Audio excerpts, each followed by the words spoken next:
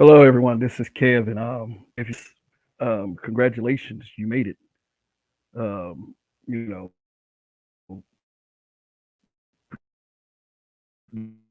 give yourself a pat on the back because some of here to discuss what a year the 2022. All right, so let's get back to reality here. Let's make it. So we're here to discuss that tonight, and our first Black Manosphere show of the week for 2020.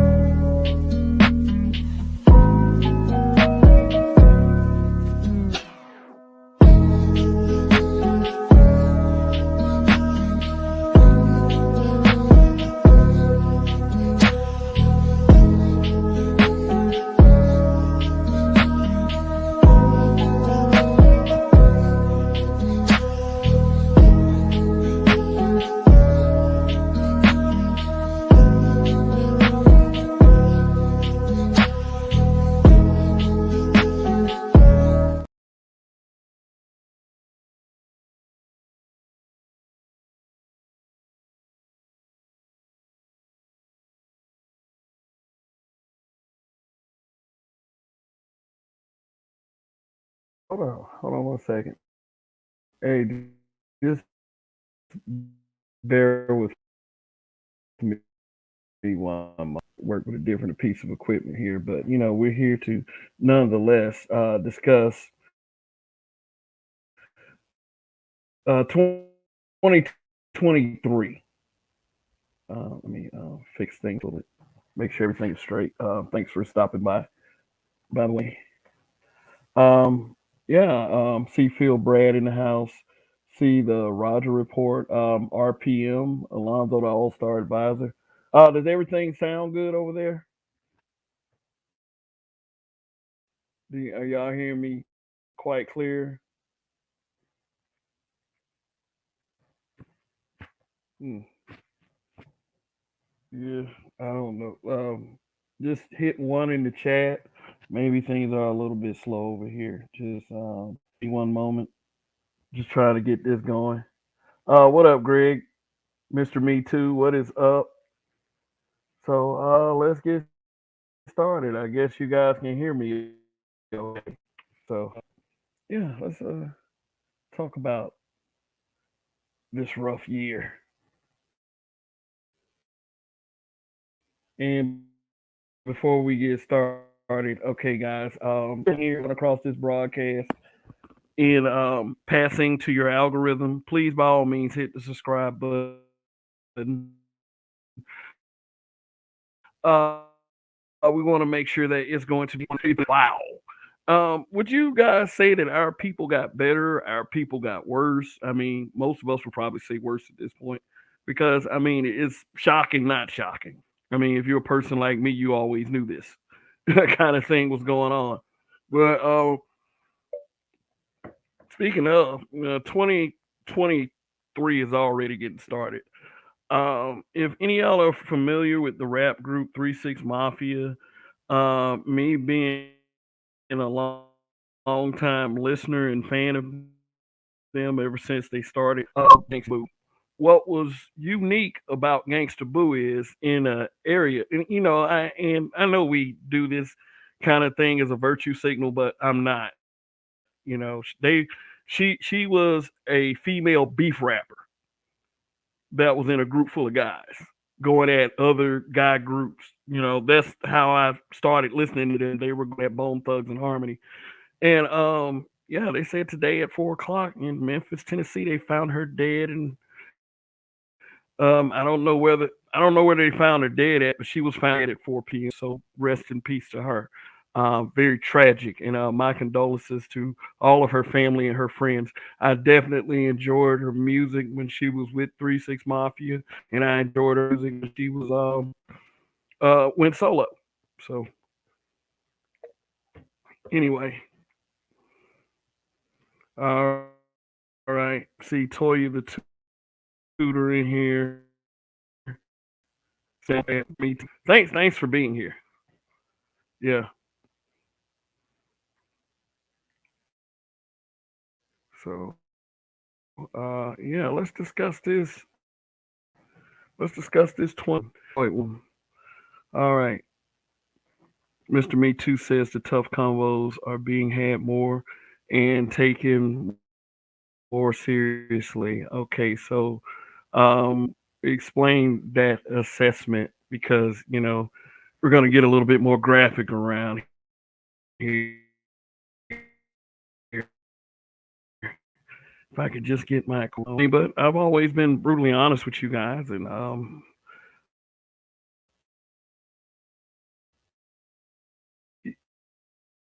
you, I always have the invite for you guys to be you for telling the truth because the truth is what we need around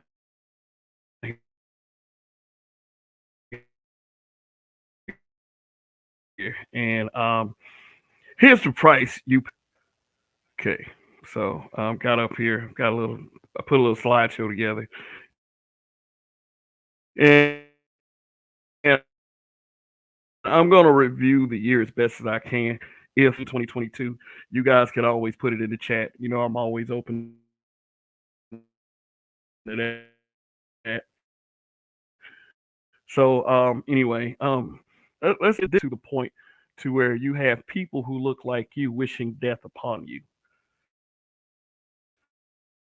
This is for any of the black male, and this is for any black men who ever thought about getting started in a podcast. Um, Channel such as mine will always do review and to give you the safest and best advice possible as to how to proceed with this. And if you choose to take advice from someone like me, because I mean, I still, I haven't reached the pinnacle. Hopefully.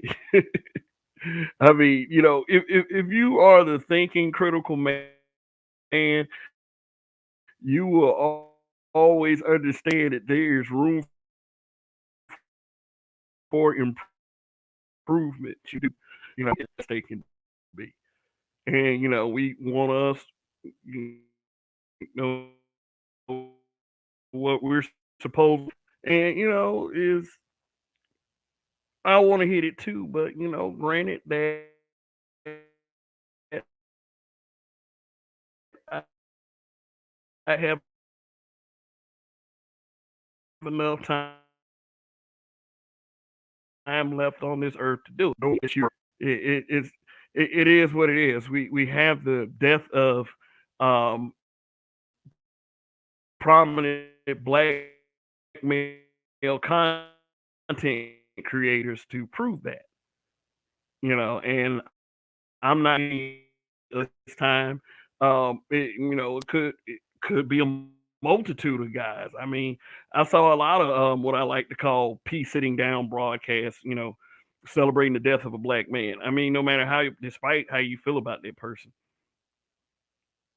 I didn't know the guy, and I mean, I'll get into that a little later in the broadcast. But, how to keep.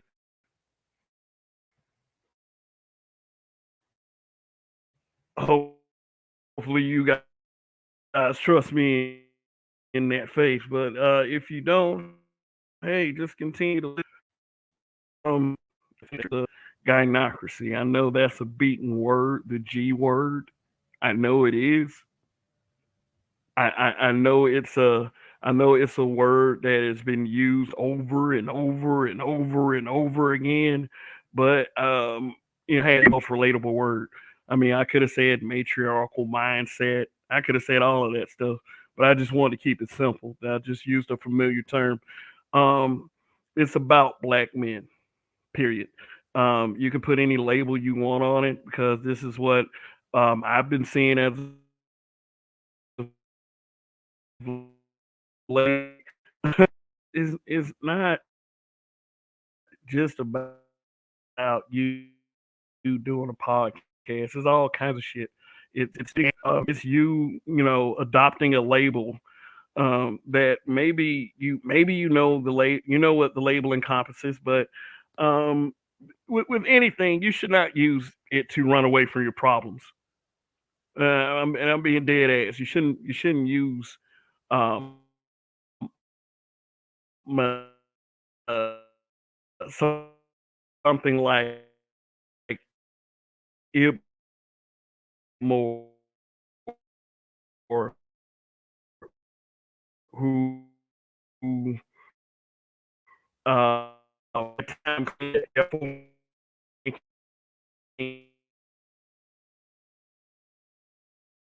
one way and not carry on this other way, which a lot of the time it makes sense. Then you might have a better path. And then those people turn around and say, "Who are you?" I don't think it's enough to hit upon somebody. But here's my shout to any black male podcaster. They're trying to put the word out there that you're whack and you're just mad at the world. You need therapy. And my thing is, how are, like, a lot of the people that participating why you need this therapy telling you need therapy, and why can't they just you can't tell me what the solution is? And I'm saying this as a black male podcaster. There are a couple of dudes doing peace sitting down broadcasts right now, wishing death. I was like, ooh, you guys are spooky. I would never do that.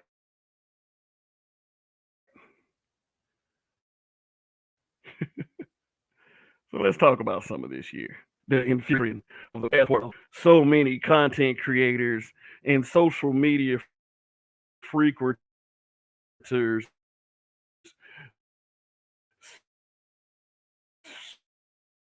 speak on it so much. Attention bothered. Yeah, I have any and everything against a person lying about what their intent is as far as I guess joining this movement they're calling the passport bros. And from my understanding, is not myself wants to get his passport and seek love and validation from the opposite sex in another country. And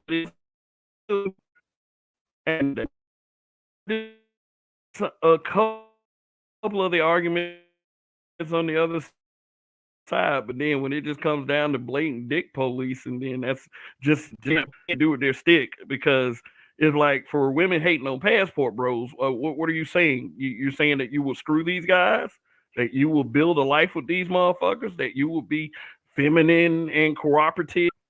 I mean, I'm not saying like you got to scrub the floor with a toothbrush, but this is what I hear, as far as what they're complaining about. So I mean, you got to ask yourself. I mean, you can't add black men traveling to the list of complaints that you already have. I mean, shit, especially when there are all kinds of other groups traveling and being commended for it. Oh, live your best life. Have a good. What did I just get through saying a few minutes ago? The problem is black men. The problem is with black men, and a lot of you don't realize that you're getting caught up in that shit.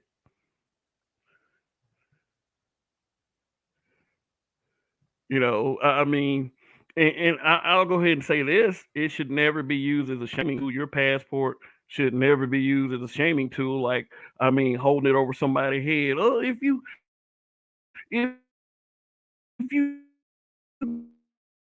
don't treat me with respect, the person you are in the United States will be the person you will be anywhere on this globe. So it shouldn't be used for shaming. I mean, most people should be like, go ahead, have a good time, travel, see this world, go to a different place, see how other cultures are.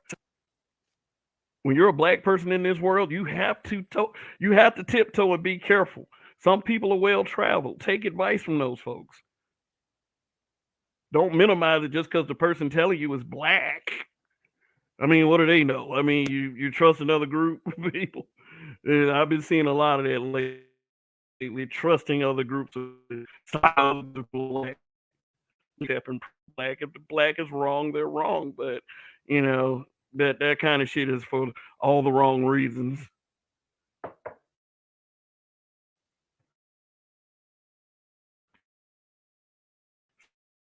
So anyway, I mean, guy got his passport.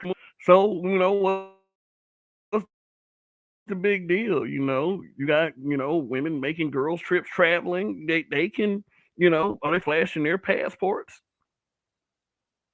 So hey, congratulations.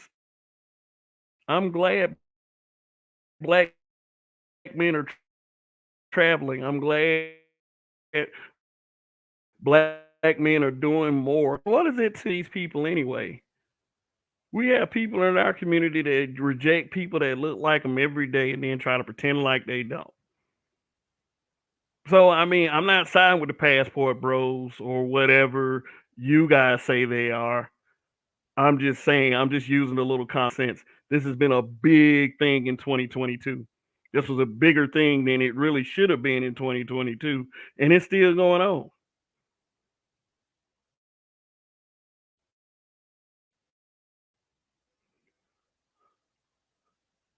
I mean, shit, fast everybody trying to do what the fuck they want to do. To whatever the results of what they want to do is, that's something that anyone has to deal with.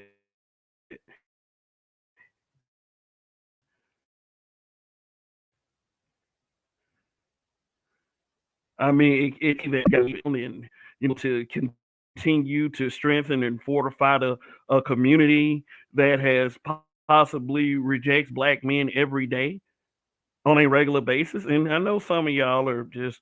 I'm not trying to make black men the big victims and such. I mean, shit, our black men do fuck that shit,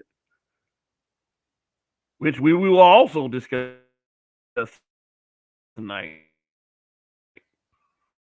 in a couple slides, maybe, about letting black men off the hook. For me, I stand with the brothers because I see what the fuck is going on for real. But I don't stand with wrong brothers. So passport bros, kudos, whatever. But using your passport to shame, that's kind of whack. I get it, but that ain't how we got. That ain't how we do this. I mean, what's the deal?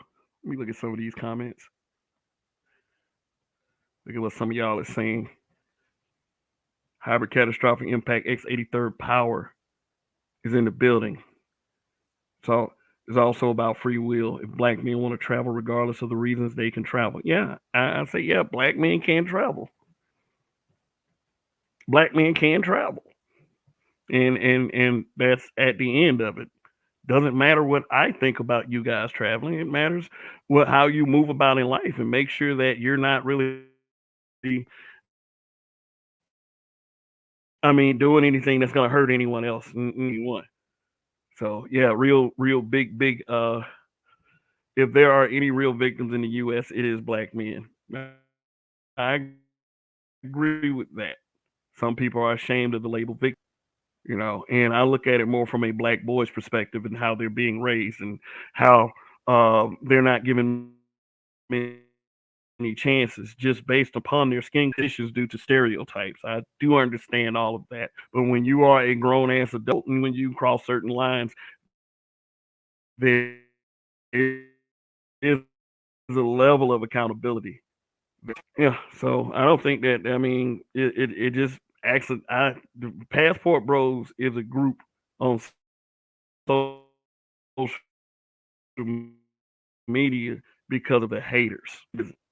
They have become a group. They have become a thing because of the haters. And if I'm not mistaken, it's made it to mainstream media. Just I'm starting to hear that shit in nerd channels, and the name attached to it is Andrew Tate. And I have the stance of he's not a part of the manosphere. He's a some people want to stick heinous shit by black men, so we always got to face that kind of thing. So hey, Passport Bros, people are still talking to you, Kevin Samuels. So anyway, I guess it counts when it says that you, when you navigate in this world, people are always going to talk about you. It just gives you content, and stupid people equal content. So here we go. It says, yeah, James T said Wi-Fi connection is spotty. Yeah, it is. I know.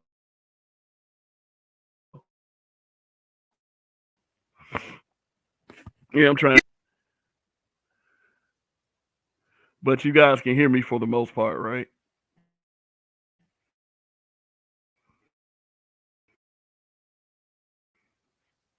So, yeah. Okay, okay. We that this surely became a thing, didn't it? Brittney Griner.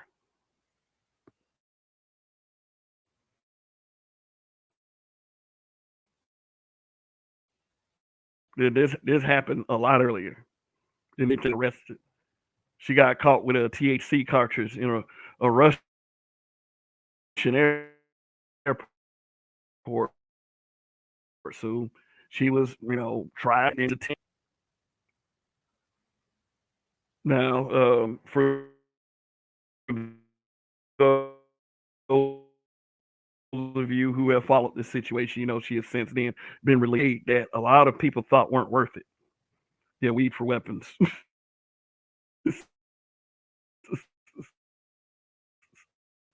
No, my stance like lies. No, I don't. In fact, I think it's a great idea. But I mean, when you're in other countries,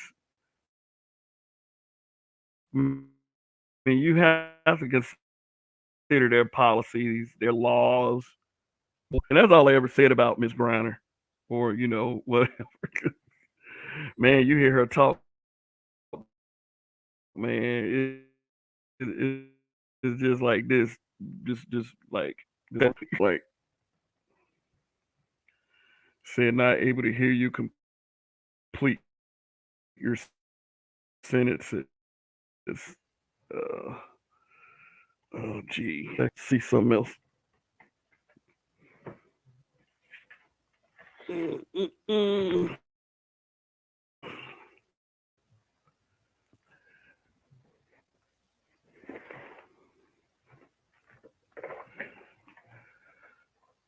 Said the audio is choppy, Kevin. We're missing your point. Yeah. Okay. Damn. Look, guys. Let me.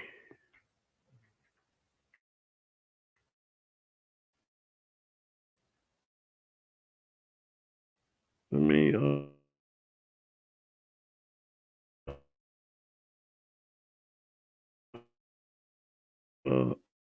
Hold on. Let me.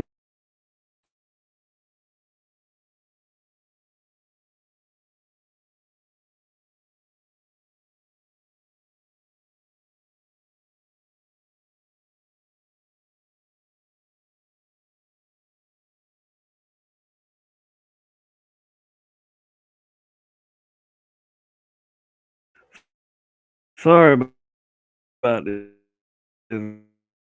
guys. And by all means, thanks for being patient. Like this. Uh, yeah, but let me see. All right, just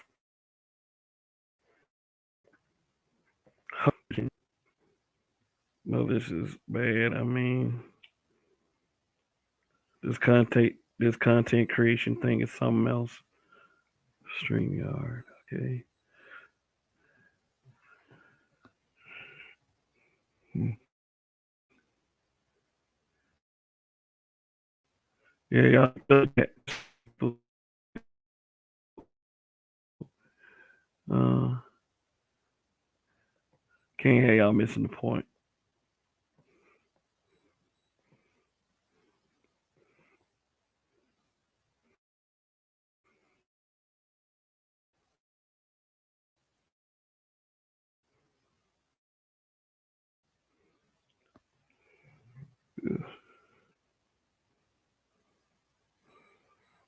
All right, I'm almost there, y'all. I'm almost there. I'm almost there.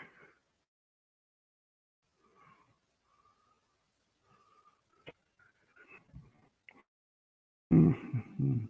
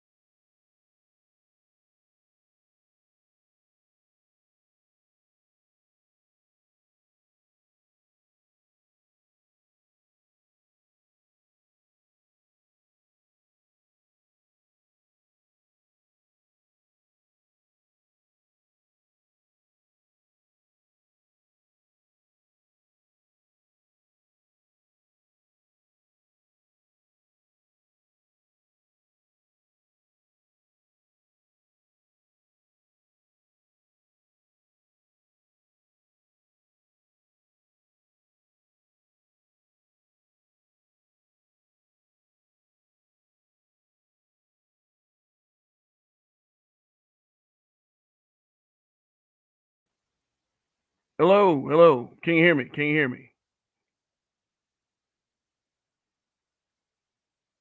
Can you hear me? Shoot, let me see real quick. Yes, if y'all can hear me, and yes, sir, isn't black men do stuff wrong? Yes, yes, yes, we do. Is that a lot better? Is that much better? Okay, well, let's Jesus. Okay, so let's try this again. Let's try this. Let's try this whole presentation thing again. And I hate this. You guys deserve better. I always say that. They're like, we want to get better. I thought I had better, so but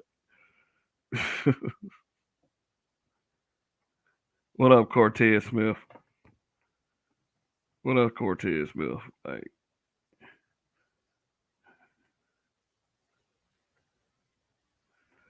slides. Had to be a little quick. Okay. All right. All right.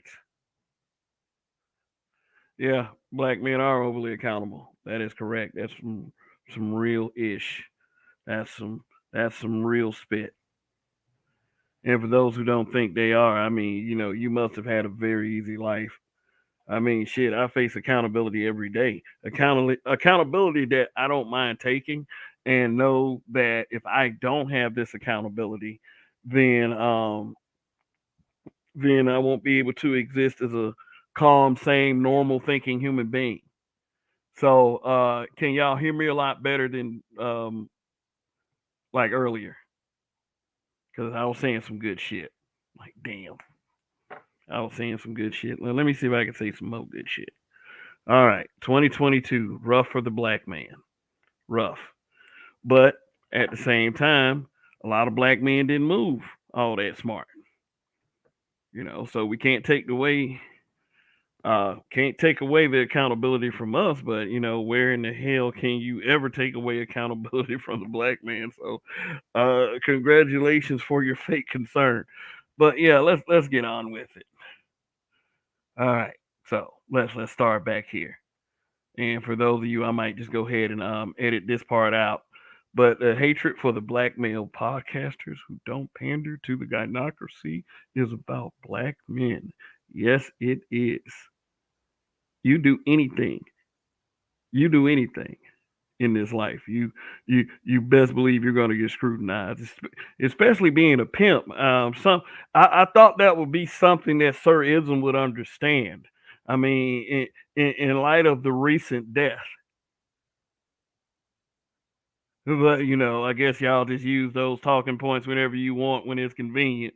I mean, I believe like, hey, we got to take all of it into account. So, yeah, Hybrid said, Hybrid catastrophic impact X83rd power says all a black man has to do is step outside and he gets held accountable for everything under the sun. Man, you stepped in that grass, man. You're accountable for that blade being bent. Like, yeah, of course. Hurry up and buy what's going on. But I try to stay on that as much as possible. But let's go back. Okay, passport bros. All right, the points that I was making about the passport bros, and hopefully all of you were here for that little I don't know that whatever that shit was going on, but I'm here now. Passport bros. I don't care what passport bros do. You know, I've said this before. Just don't lie about it. Just don't act like a passport is magically going to make you attractive to the opposite sex. You are it. You are whoever you are, anywhere you go. And sorry for the ones that wanted to hear me say different. So don't think that having a passport is magically going to make you a king. If you are over there buying pussy, so what? I don't care. I'm not here to dick police you. That is a taboo. That is a taboo behavior in the black community. So it is to be expected if you are open about, you know, paying for sex. You're going to get that kind of scrutiny. But at the end of the day, who cares? If you happen to catch STD that can make your penis rot off, that's on you, buddy. You should have been more careful. But for black men traveling is kudos. It is absolute. I got time out. Why? Do not time out, Sir Ism, please. No timing out. We said we were going to do this brutally honest. Don't do it. I mean, I'm not to the screen where I can actually see you, but um, you know, just kind of chill on that. Sir Ism is allowed to have his opinion just like any of us. Plus, let's put this at the top of the list for a person like Sir Ism. He is a black man. So when I address Sir Ism, Sir Ism should be able to address me back. Not have to wait a timeout. If he's not, of course, disrespecting anyone. If he being all fly at the mouth, fuck you, nigga, fuck you, I'll fuck your mother, go ahead, time him out. If he's doing crazy shit like that. But he's been pretty cordial, so don't do that. Don't do that. Go back and forth with him if you need to, but timing out now. We want to create a culture over here. And Mr. Me Too, thank you for your super chat. I really appreciate it. Support Black Men Media, y'all. Yes, absolutely. Support Black Men Media. So yeah, so that's what it is about Passport Bros. Like if you're doing it to see the world, see different places, see different cultures, yeah, I support that.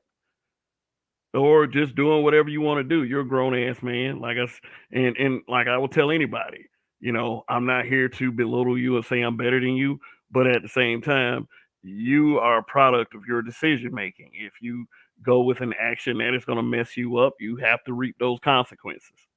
So there you have it. Yeah, awesome. But yeah, I know, Sir Ism. Do black men do anything wrong? I just said yes. I mean, I guess a lot of people's perception is that I try to give off this whole black men are perfect thing. I don't believe in that at all. I do believe that black men have our shortcomings, but it's like when people say stuff like black men aren't accountable, that's a goddamn lie. Period. I don't believe that shit. So I mean, miss me with that. So let's continue. All right. Then I was about to talk about the whole Brittney Griner situation. Getting caught with a cartridge of oil. That's what they said. It wasn't like leafy green, sticky, icky, or anything like that. It was a cartridge, but nonetheless, still illegal in the place she was caught up in at, and they had a very stiff sentence. I do believe spending 10 years for a weed cartridge in a prison camp, that's too intense. I mean, I don't know if we can all agree on that, but if you're human, yes, you should be able to agree on that. And I mean, for a person like Brittney Griner, she wouldn't have made it 10 years. Like, what do y'all think? She gonna start punching like bags of ice and shit? Like she gonna train it out like Rocky? No, that shit wasn't gonna happen. But so since I'm gonna admit that that's a punishment, was it worth the trade? Many people would argue that it wasn't worth the trade. You trade an arms dealer, a merchant of death, responsible for the death of many Africans. Yeah, that's the kind of guy that got Brittney Griner got traded for. But I mean, you can't say that you're the most disrespected and unprotected group if you got a country that is willing to go to bat for you. So, and it covers two groups. So, all this lack of protection, all this, oh, everybody hates us. No, they don't. No, they fucking don't. Let's cut that bullshit out at this moment. This one right here went on pretty much the entire year of 2022. Brittney Griner's arrest, her trial, her sentencing, everybody reaching out on social media with their virtue signals. Oh my God, what kind of country is this? It's not going to bat for Brittney Griner. And the whole time they were working on trying to get her released. The whole time. Many say America tapped out. Many do say that. I would say that her wife got used, to get votes for the next incoming presidential election. Because I mean, unless they got Jesus as a candidate, I'm talking about with actual Jesus power, I don't know. But Brittney, but look, she's at home. She's not suffering that punishment anymore. So hey, it is what it is. At the end of the day, she would eventually get released and, like I said, traded for an arms dealer. And the conversation is already passe. People don't have a very big memory, but I'll tell you this: her homecoming celebration was nil. Nobody, not even her teammate, maybe her teammates, a couple of them, but it was like nobody there for the homecoming. I mean, I'm not saying that as some type of hater. I'm just saying that if people cared about her that much, they would have had her have, welcome a little bit better than that.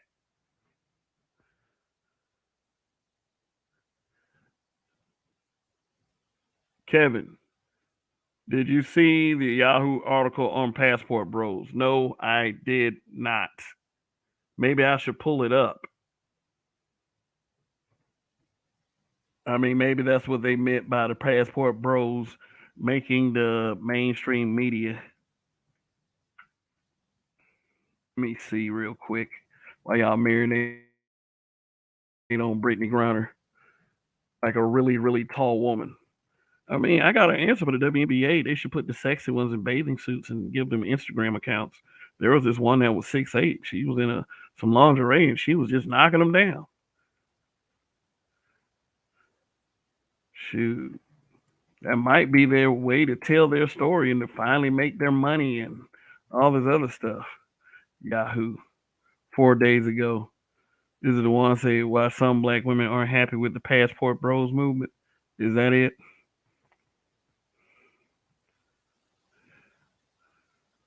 Uh, see. Yeah. Let's. I would say let's go back to the Passport Bros slide.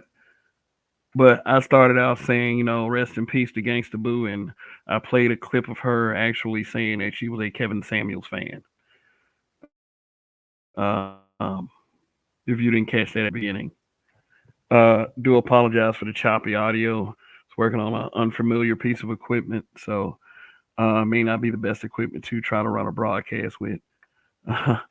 I'm on my already problematic laptop, but it's working better than the other one. So, yeah, this I find titles like this intriguing because why has it got to be why they aren't happy? Whatever. It's like why some black women aren't happy with the, and I'm not gonna spend a whole lot of time on this. There's a lot more to go over. Uh, Not aren't happy with the Passport Bro movement. The Passport Bros have officially divided our internet. See, that's already misleading. Like it's like they're trying to make it as if that they're the cause. Like, no, they're not the cause. It's black men doing whatever we want to do, and we're being scrutinized for it. So it says the hashtag Passport Bros have officially divided our internet.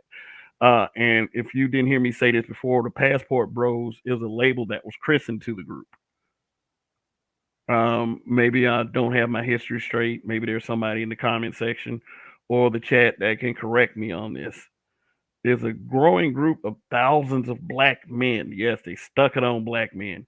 Is preaching more to more men on social media platforms that women in other countries are the best source for a traditional woman to settle down with. Just follow the hashtag and you'll see black men of all ages describing their experiences with the opposite sex in other countries compared to the women in the United States. Ugh. Okay, so I think this is what Cortez Smith was referring to. Yeah, so yeah, the Passport Bros have made it. You guys have made it. Let me stop. Said I wasn't gonna spend a whole lot of time on this. Yeah, but what's the concern? I mean, there are actual narratives of girls trip, movies being put out there, and I mean, what's the deal? What's the problem?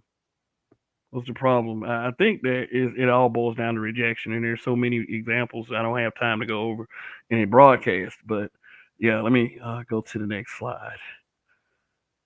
All right, guys, who remembers this one right here?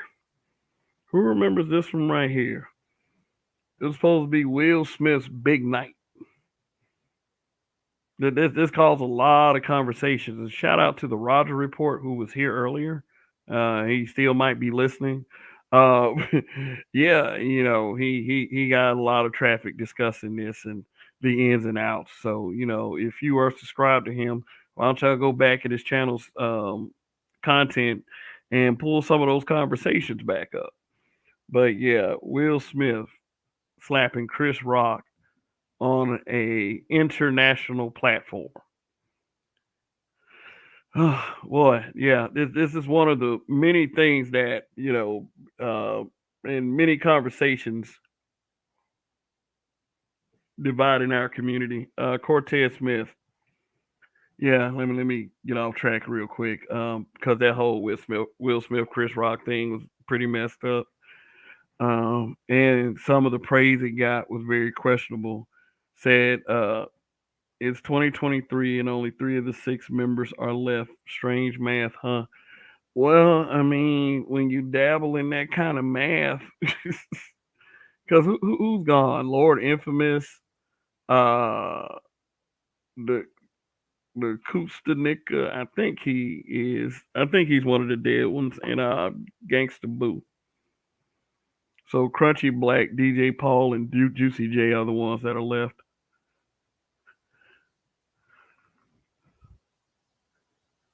Mr. Me Too says after the loss of KS, it was the hardest blow for us black men this year. I would say that we've had a pretty rocky road. But yeah, the whole Chris Rock, Will Smith thing, very controversial.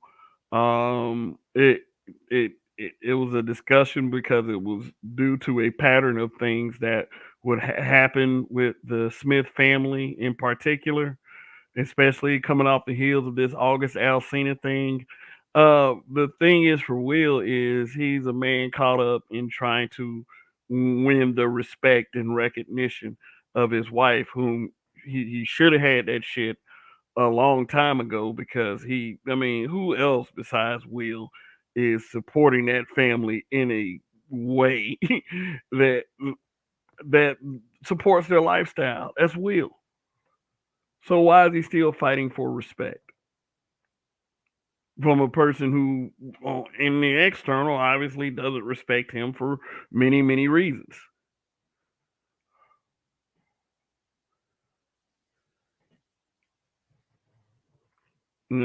Will Smith got dragged quite a bit, which makes me, which, if y'all know about that comedian Ryan Davis, he just had a little snippet of an interview go viral, because he was saying that why is it that everybody's pointing the finger at Jada? Why isn't everyone discussing Jada? Why is no one discussing Will? And see, that's exactly what the fuck I be talking about. Some of these dudes just look for any kind of avenue just to simp a little bit, just a little bit, because Will. Here's the thing: Will is getting blamed. Will is your idea prototypical submissive husband. And that's not an honor. That's not an honor whatsoever. So how is Will not facing any scrutiny? So how is nobody talking about Will when he was I would say publicly humiliated when we find out that August Alsina was porking his wife, and in 2022 we found out that August Alsina goes the other way, which it wasn't surprising to me. I just kind of looked at the way he took some of his photos, only because I was doing research on when the story actually broke. But it was like, damn, it's like more money, more problems. It's more money, more problems. Shoot, this is a guy that has obviously done everything for his family, and it all came down to this slap. Now, as far as Chris Rock goes, I don't like slap. I don't like a black man slapping another black man on the international stage where everybody's watching. I didn't like that. I didn't like what Chris Rock himself had to go through. That one incident overshadowed a lot of black male accomplishment, even Will Smith's own. You know, Chris Rock's family spoke out against Will, Tony Rock in particular. Many people were conflicted. And the reason why the slap even happened is because Chris Rock made a G.I. Jane joke because Jada was bald. She got that ill look on her face. Will laughed at first, but then he immediately walked up to the stage to slap Chris across his face. And believe me when I say this, that was a low point for black men in the media, which is why black men media need to have so much more support from black men, whether you're offering your voice or in many cases to those who can, your financial support. Because we're not saturated out there, you got incidences like this taking the biggest spotlight. Two famous black men, Will Smith and Chris Rock, a comedian and a model citizen, so to speak, I would say. He's perceived as the good guy. Despite, what the reality is, he's not a perfect human being.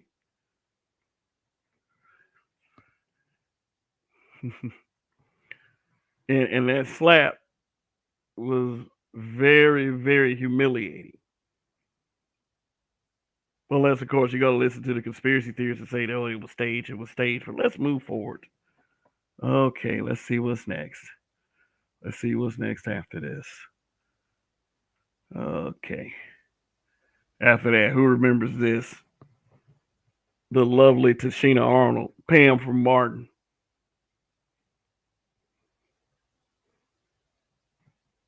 So while y'all process this, let me look in the comments. Blu-ray said Jada garbage, to be honest. I mean, yeah, very like succubus type.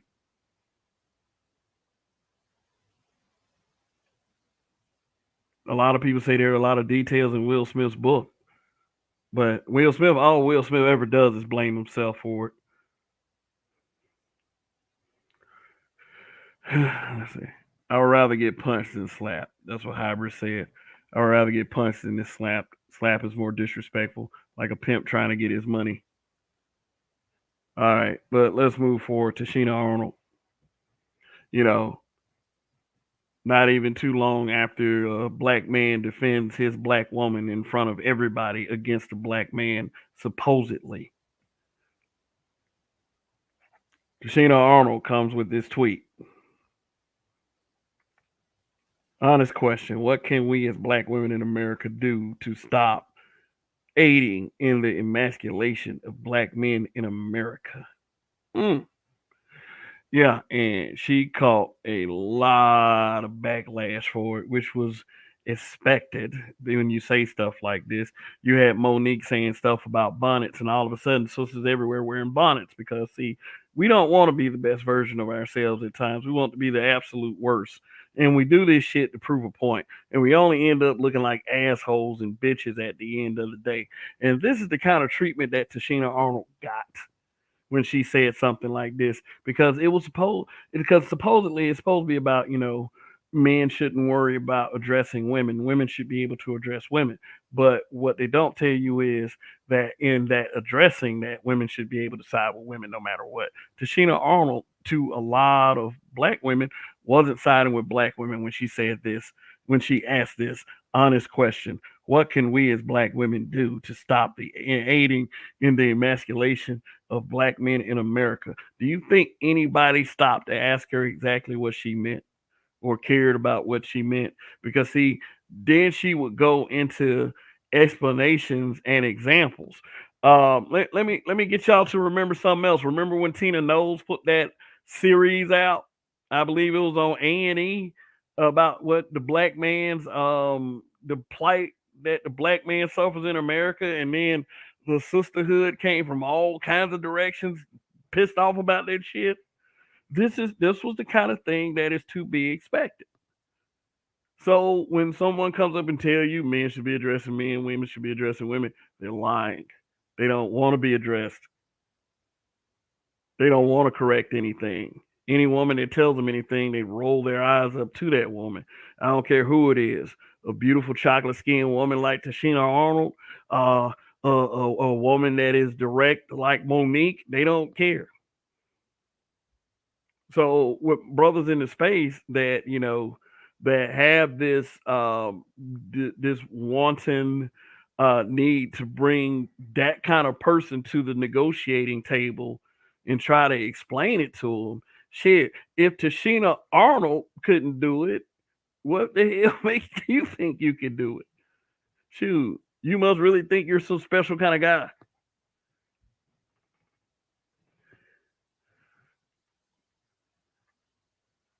B does don't believe that they're doing anything wrong.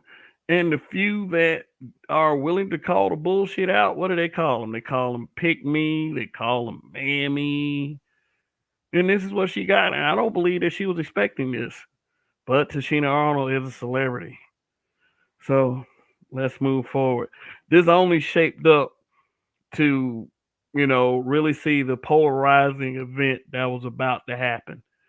And let me go ahead and say this to everyone. Oh, we got one more to cover before that one. Joe Budden and Nicki Minaj taking slights at the Black Manosphere, or what she was saying TikTok. We know it was a general thing about black men, but I would say something about Nicki Minaj. She somewhat gets it. She somewhat gets it. But she has to take accountability for her role in why things are the way they are. But she's a celeb, and celebs are kind of weird. But this was a broadcast that I did earlier in the year. I did a reaction to the Joe Budden Nicki Minaj interview, and she was talking about her interaction with Kevin Samuels, and you saw Joe Budden doing a little simping here and there. And she was telling black men who had an opinion about her to eat a dick, and it was the whole eat a dick thing. A lot of people around the space made a big deal of it. I mean, people. Here's what we don't understand. A lot of us are very sensitive. If people say anything about us, we respond.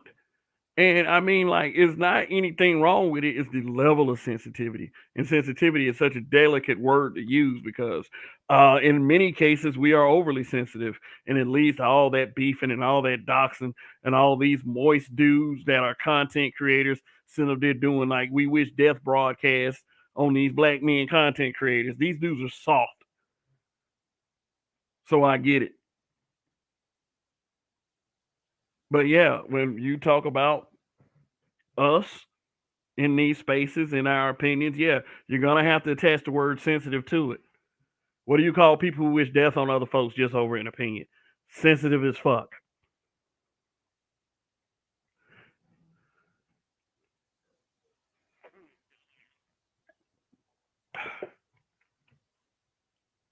Hybrid says Joe Budden recently checked the shit out of Vivica Fox for calling him a BAN. Yeah, if I can find that video, I will do a reaction to it because somebody needs to check her ass. She is openly disrespectful to black men publicly. Fox Soul is a network that should not be supported by black men. If you are supporting Fox Soul, you're just detached as a black man. If you're a black man, but do what you want to do. All right, Greg. Thank you for the super chat. Really appreciate your support coming into 2023. Again, Happy New Year, everyone. Said, due to hard headed, unaccountable black women, therefore, passport bros for the win. Okay. All right. People don't understand that, that movement was created, from what I perceive, outside interest. People who hated it. Like, what the fucking problem is with a black man getting a passport?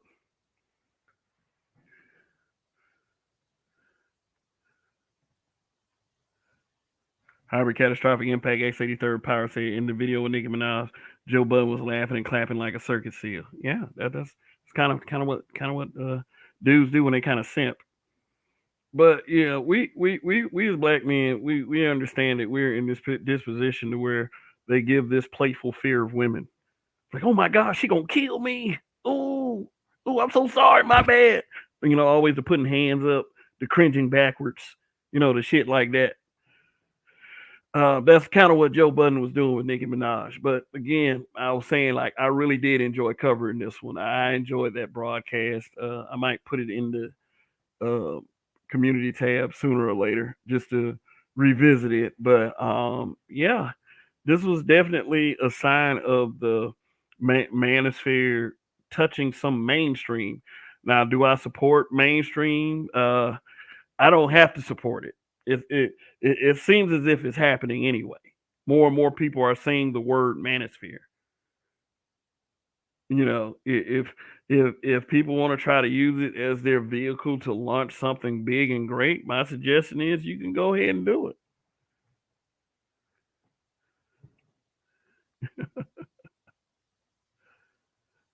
Depolicing, but black men come back to America to the same problems though. Hashtag waste.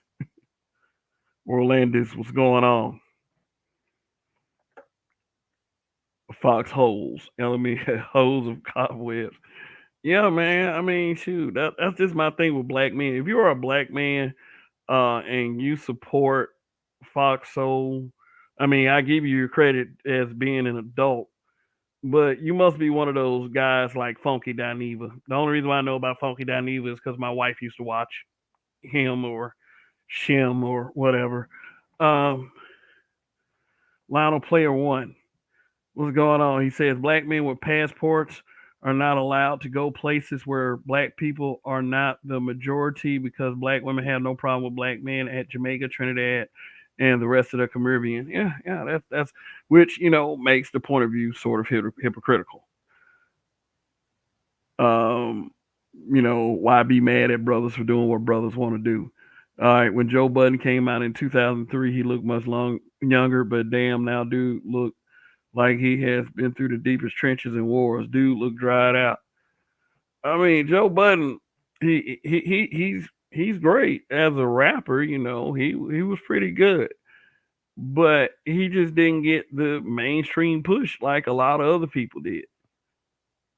And nobody's taking anything away from him, but I get it. With the whole aging thing, because I didn't even recognize him when I saw him back a couple years when he got into it with the Migos. R.I.P. Takeoff. Yeah, rappers dying. That seems to be a thing every year. There's quite a few in 2022.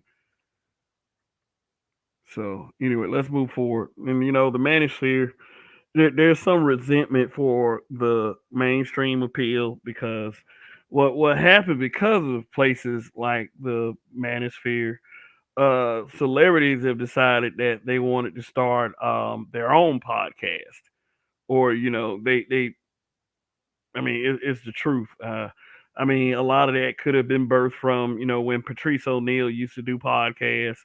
But, the podcast thing is coming more stronger than ever. And nobody encapsulated that connection as far as content creators more than Kevin Samuels. Yeah.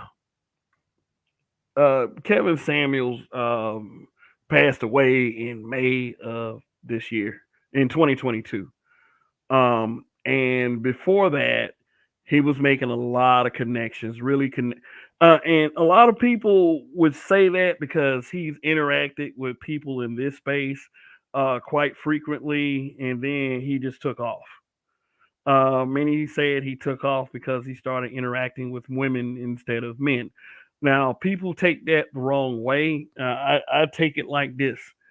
Um, I take it as we really it really is an example of how little we care about black men improving ourselves.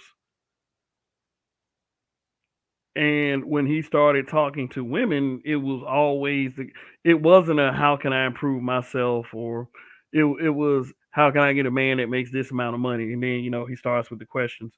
Many people acted like Kevin Samuels was, I guess, just supposed to roll over and kiss booty and all this other stuff, and he was really like making black women look bad. But I mean, shit, he was just a person running a show. I mean, I didn't take it as such. I mean, well, me being a black man, um, but he had a wide fan base.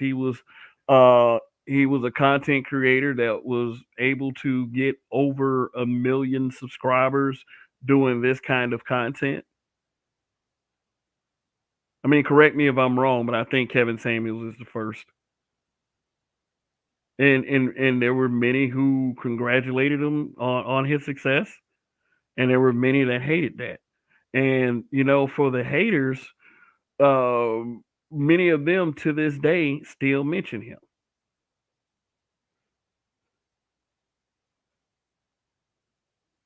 So when Kevin Samuels passes away, one of the most polarizing, one of the most, I would say, wake up calls one of the biggest wake up calls that black men could have ever received.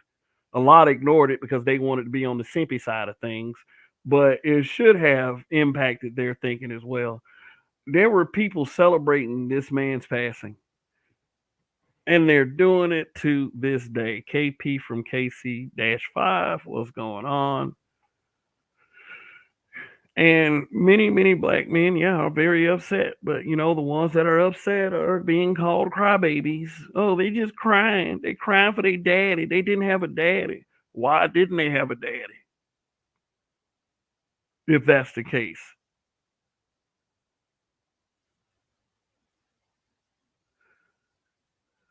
They eating off all his vids now. Yeah, there have been plenty of channels that popped up that just do Kevin Samuels clips. This ain't even the haters.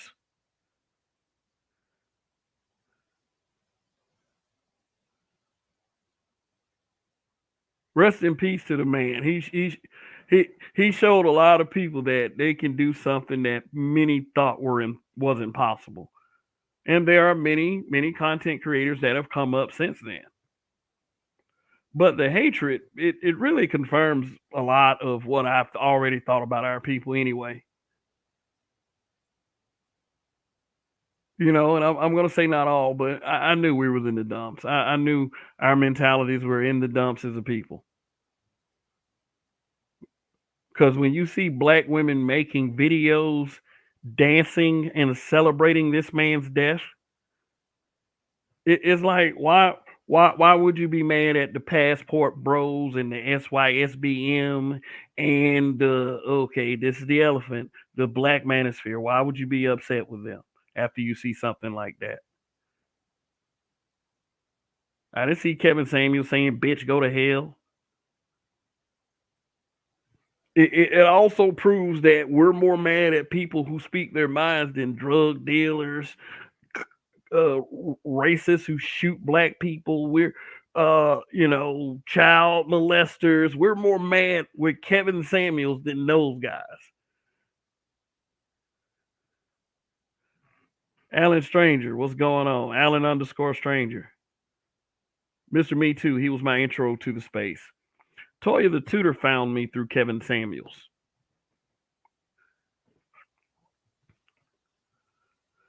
And even with all the hate, he's still getting praise till this day. The mindset of Black America is at a dead state. They hate the Passport Bros, but they love all the inmates they fight for to get out, like Maya Moore. Yeah, we love the lowest of the bunch, but a guy in a suit that got successful off YouTube, no, he deserved to die. That shit was despicable. Now we got all these. Oh, these niggas deserve to die, or or their subtle way of saying it. Black men, we need to look a little bit more at our health. We need to do better, y'all. Even if that is true, if you're being disingenuous about it, I won't care about what the fuck you're saying.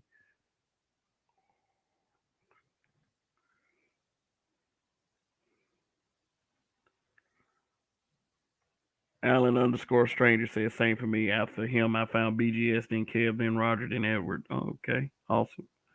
Mr. Me Too. My intro was fresh and fit. Then I saw the video they did with Kevin Samuels. Check out his channel and the rest is history. Then I found B and BBH and the Roger Report. All right. It's called B Dubs, Donnie Simpson's They don't want to search for their inner souls. I mean, shoot, all it would ever take is some self reflection. Kevin Samuels, when he was alive, was content for many, whether they were praising him or whether they were hating on him. Shit, I would say the ones that praised him more so were guys like Dennis Sperling and Mediocre Tutorials and Reviews and the Poor Man's Podcast, who, made a come up. Like, he was even for the haters, such as those B1 guys. They kept that man name in their mouths. And many, many, many others. Shoot, let me tell y'all something. I wish I could have the effect Kevin Samuels had. This man been dead since May, and people are still angry with him. So I guess the verdict is in. Kevin Samuels told the truth. There's even a rumor out there that Derrick Jackson even said Kevin Samuels was right.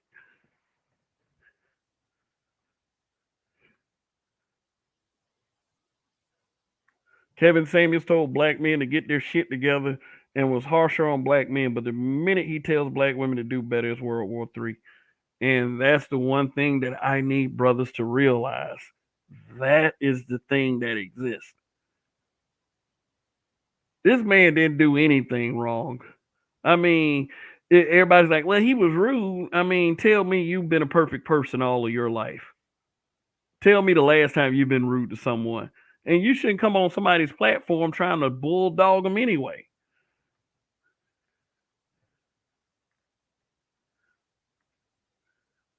Shoot, it's just not a decent thing to do. And I mean, man, Facebook was so lit with that shit. When Kevin Samuels passed away, it was lit. And it was just like my people I'm to the point where it's like, don't come to me about anything. Well, we need to do with black people. Nah. We need to get together and get that man out of office. Nah.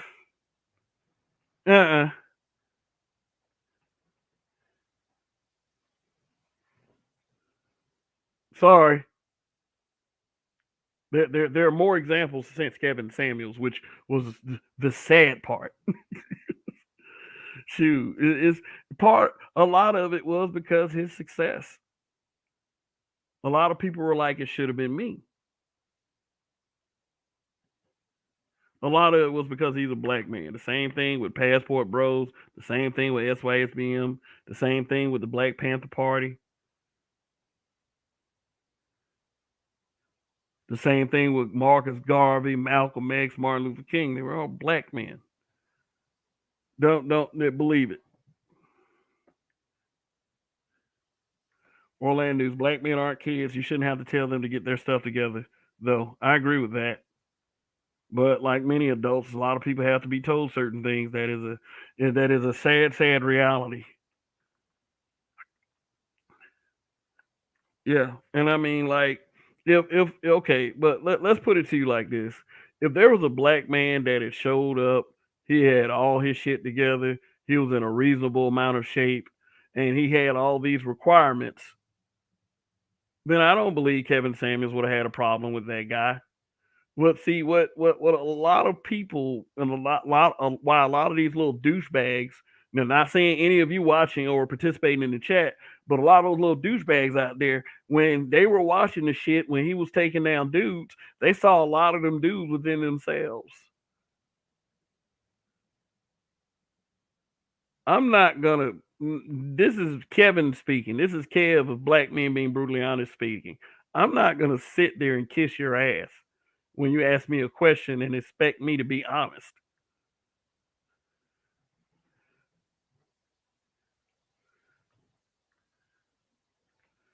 They're not mad at the drug dealers because they're bringing in money and giving them to the dysfunctional black women. Then that's why you can't be a black man creating positivity. Because when you have that kind of leadership, everyone has to keep their shit together, and that takes work. It takes work for the average person to keep their shit together. But the more and more you work now, the less and less you got to work later.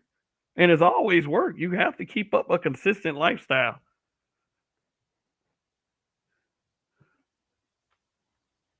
See, a lot of people didn't want to understand that.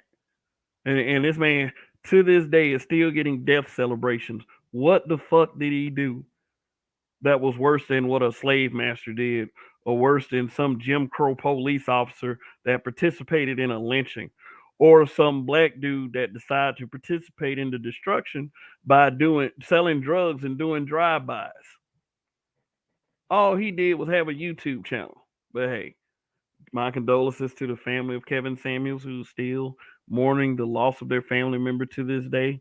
Rest in peace, bro. You definitely made an impact many wish they could make.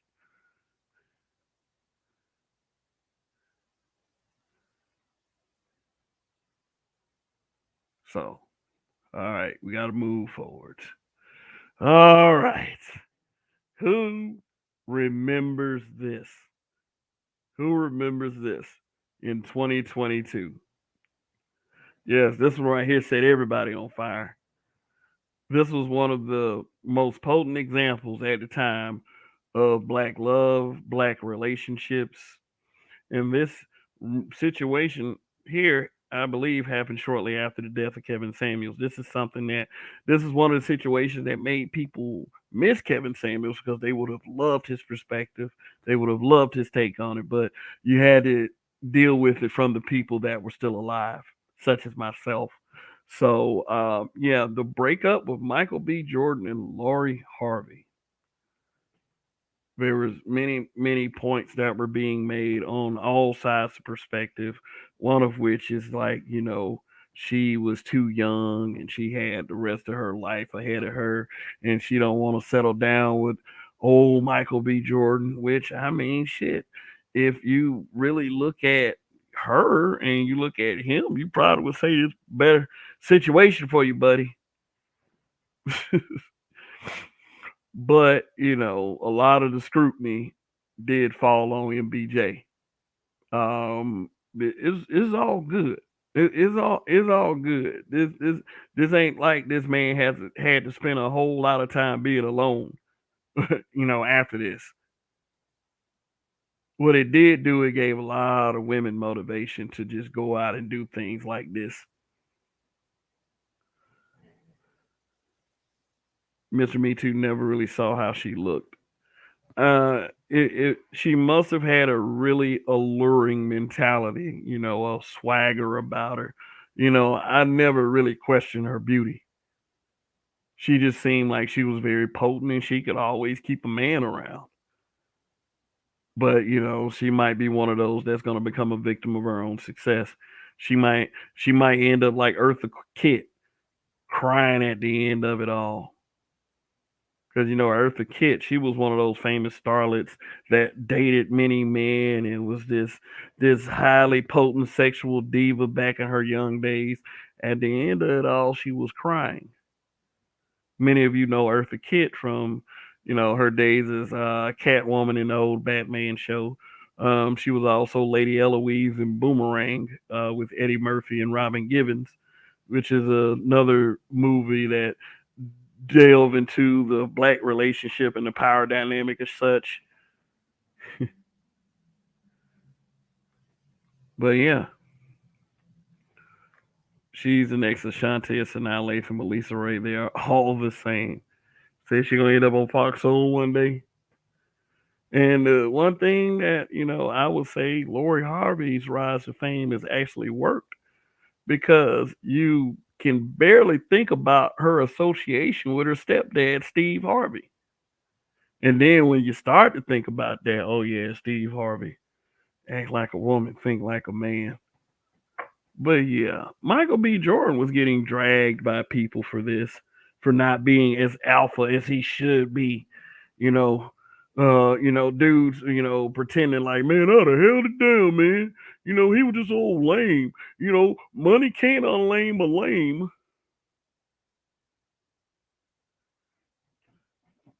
I heard all kinds of shit. Eartha Kitt took her pride to the grave. She had to. She ain't had no damn choice. Said Tracy Ellis Ross is the same way. Yeah, man. Look, if any of y'all on Facebook, I frequent a lot of black pages, so a lot of things fall into my algorithm. Tracy Ellis Ross articles Every time I see one, it's like, oh, Tracy Ellis Ross looks stunning in this dress. Or look at how sexy she is in this bathing suit. Yes, she's an attractive woman, but there's something that's there. I mean, many would agree. I mean, I'm not sure what Lori is. Well, I'm sure you mean Lori is famous for besides being a hornado. I mean, shit. She do. I guess it could be argued she's just trying to do the same thing Kim Kardashian did, sleep with the right people. But okay. Well, this is one of those things that happen. Everybody's doing good, I guess. Lori Harvey is making dudes sign non-disclosure agreements, yet and still you still know who she's dating for some reason. And Michael B. Jordan, he got Creed 3 coming up and made a recent appearance in Black Panther Wakanda Forever, he was one of the better parts of the film, uh, with his couple of good parts. But yeah, we're going to discuss that as well. But anyway, live and let live. All right. Who remembers this right here? Yeah, I just used the thumbnail from my broadcast on this, but Frank James, content creator that was immediately attached to the Black Manosphere when this happened. An admirer of other content creators. They said that he even mentioned Kevin Samuels a couple times. This might have been before. Kevin Samuels passing. But yeah, Frank James was arrested for act of terror, and I had to myself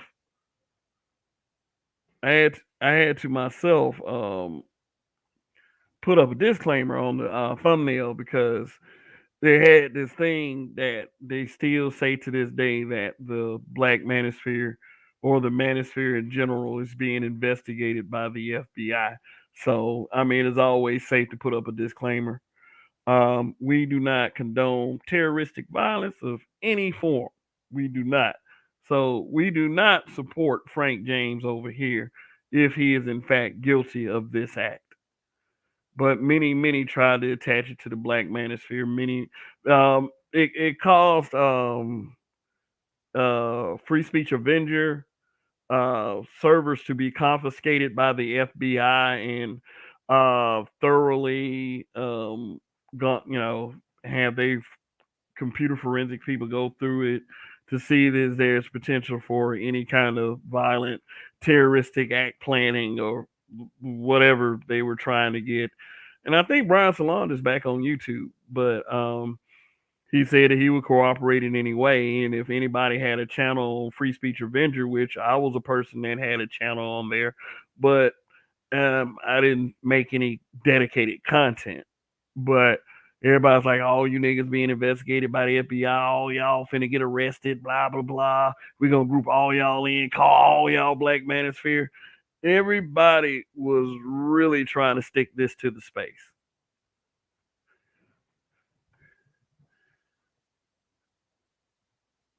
Everybody was trying to stick this man to the space. Look at your bottom left-hand corner. I call them black male Karens. These guys were acting like Karens to me. Less than men. Oh, they finna get you nickels now. You know what? And then that made me start believing stories about the dudes on the plantation that will always go to master and snitch everybody out.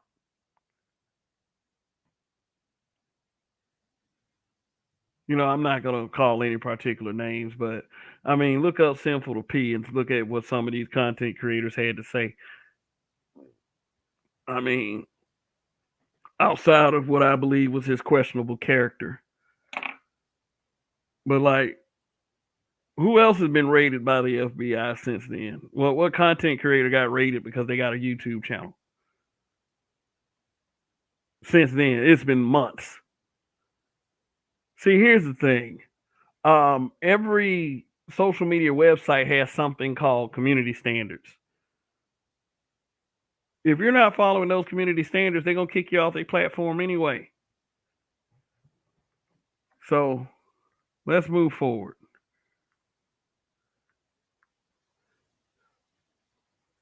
All right. Here's something else that happened. Christian Obumseli was murdered very violently and very viciously by this person in the picture that's with him, his white girlfriend. What made this situation right here catch so much fire was the fact that he tweeted his disdain for black women. Now, I know what some of you guys are thinking. I know what some of you guys are thinking, that he might have somewhat of a right to say what he said, but and I mean, and that's cool. You can say whatever you want to say, but when you end up in situations like this, like you're sitting up saying black women bad, white women good, and then a white woman put holes in your chest and stab you and shit and kill you, then what do you expect people on social media to say? They don't care about your black ass as a black man. They don't. They celebrate your death. I'm against that kind of thing, celebrating death, if the guy wasn't too bad a person.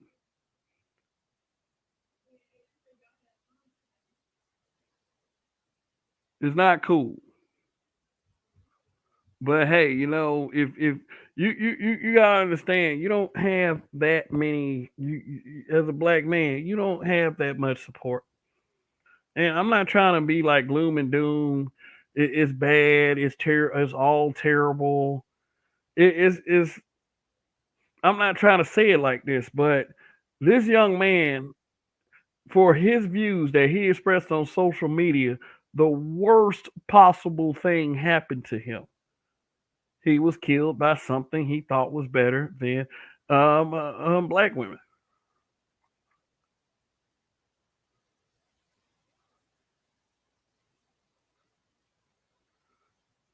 Yeah, but the social media reaction was, it was just something that I was just like, ugh, just more proof, just more evidence.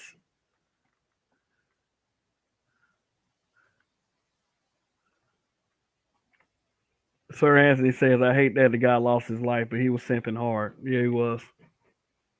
Yeah, it was. It was death by simping. It was death by simping. You simping for the white girl? For the one that they say is the enemy?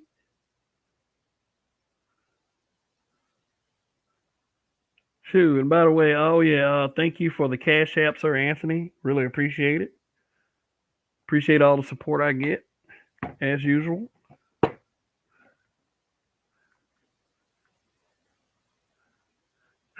Yeah, Hybrid, you're correct. You know, social media was going to attack like a pack of piranhas. All right, let's move forward. R. Kelly. R. Kelly got sentenced 30 years in prison for trafficking, and wow, it was kind of surprising because a lot of whataboutisms came out. Just like Amber Geiger got 10 years. One of the Epstein connection, she got 20 years. R. Kelly gets 30 years. Now, despite what up, Chaos Rain? Chaos Rain show. Okay. Happy holidays.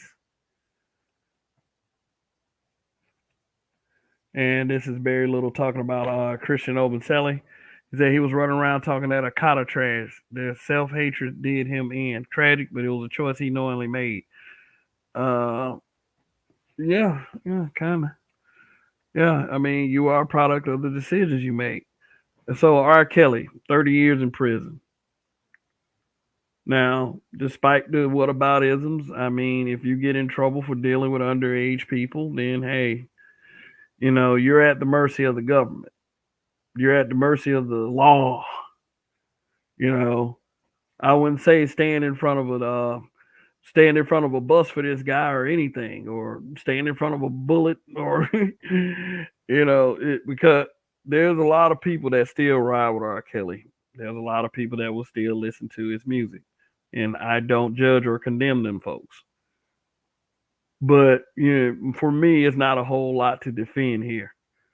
But if you've seen some of the reactions from people, like I think one of the first times a woman put her daycare up just to get R. Kelly out of jail. All I'm say this: the key supporters of R. Kelly weren't just black men, or it wasn't black men weren't key to it. So yeah, so we'll just move on from this. All right, these two guys right here. These two guys right here got in a lot of trouble this year.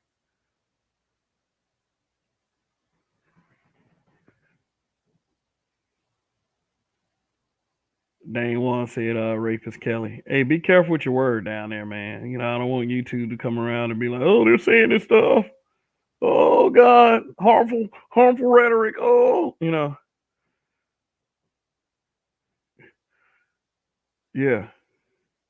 What up, Rogish? Rogish the Bill Monger in the building. Yeah, you got Kanye West and Kyrie Irving. Got in a lot of trouble with the small hats. Kanye West from running his mouth because Kanye West has always been a very very unique individual to say the least. He's caught a lot of he's caught a lot of heat for openly supporting former President Donald Trump. Um, it all really started with him and the whole Taylor Swift thing, but a lot of us just don't want to admit how much we'll jump the shark for a white girl, which will be discussed on another slide. But yeah, but his recent comments of all, is it genius? Is it trolling? Or is it stupidity? Many would say it was stupidity. And a lot of people do support the movement to continue to bash Kanye West for the things that he has been saying. Um, Kyrie Irving posted a link to what was it? A link to a book, Hebrews and Negroes, and it was an Amazon link. So Amazon was selling the book, but a lot of the views that were in the book were offensive to small hats. As to going as far as to saying that Kyrie Irving is anti-Semitic. Lots of people came out to, celebrities, which really gave me an opinion about these so-called alpha black men that they put in the media. Came for Kyrie Irving, even going as far as to calling him stupid, idiot, condemning what he said. I don't think Irving is an idiot. I don't believe so. I don't believe what he did was to attack or to be, as they would say, hurtful toward another group. The biggest problem I have in these situations is the way that black people run to support other groups against another black man. And despite the fact that there might have been some type of fucked up intent or weird intent in one of these guys, is still they still are two key examples of such. And with Kyrie Irving, you had black men going against him. And many people were upset with people like Shannon Sharp and Charles Barkley and Shaquille O'Neal. We're still discussing this idiot. Hybrid catastrophic impact X83rd power says EXPN is full of simps. Mm-hmm. Yep. Stephen A. Simp being one of them. Mr. Mister says, but to be fair, those albums after the Taylor Swift incident were his worst ones. Yeah. Yeah. Imagine the shock of people like taking a white girl's side over yours. And you're the one that said Jesus walks and George Bush don't care about black people, which I believe he didn't. So except Michelle Obama, but that's another story.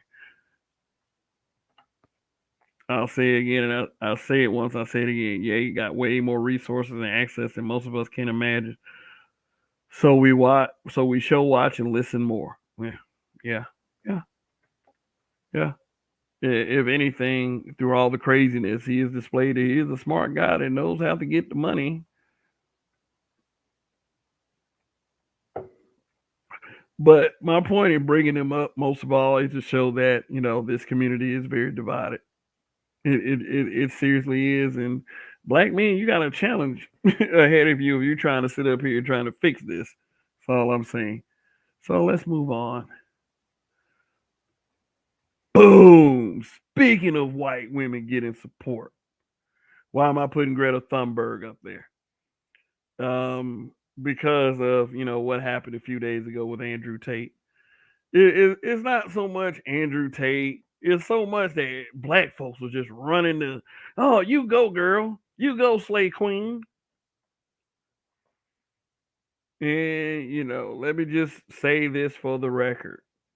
I have not ever tuned in to just Pearly things.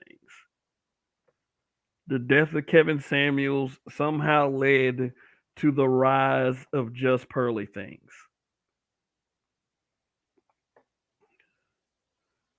So while y'all absorb that, let me look at a couple of these comments. Mr. I still don't even know exactly what happened with Kyrie Irving. I just know they wanted him to apologize for something. He posted the link to a book called Hebrews and Negroes. And the Jewish community said that there were some anti Semitic things being said in that book. And based on who controls the media, they went on a really just consistent campaign of shaming Kyrie Irving for what he said and saying that what he was saying was very, very hurtful. And, he needed to apologize. And then they came up with this list of things that he needed to do in order to show his sincerity. And it was a big old mess. And people were split about that shit.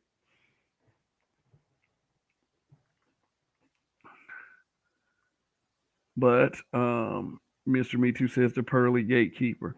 Just Pearly Things is a very successful content creator that just kind of came out of nowhere, kind of like Andrew Tate. And what she is known for is using red pill talking points. She, I believe, paid Kevin Samuels for a session and picked his brain and got the game from him. And then Kevin Samuels passes away, and she is the next star that is on the rise. She rose so fast, so quickly that people have actually forgotten about Jessica X. The avatar that has the British accent that people were complaining about before. But many, many people blame the Black Manosphere for her rise. Even Obsidian has done an interview with Just Pearly Things. There were a couple of guys that made videos defending her presence. I'm not going to say who those content creators are. I have not tuned into one episode or one broadcast of hers, and I don't intend to.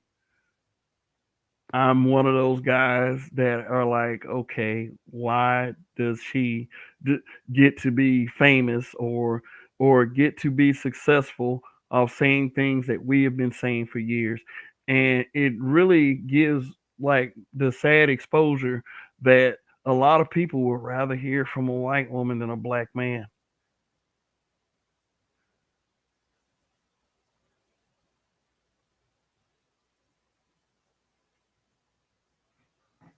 I mean, swallow that any kind of way you want.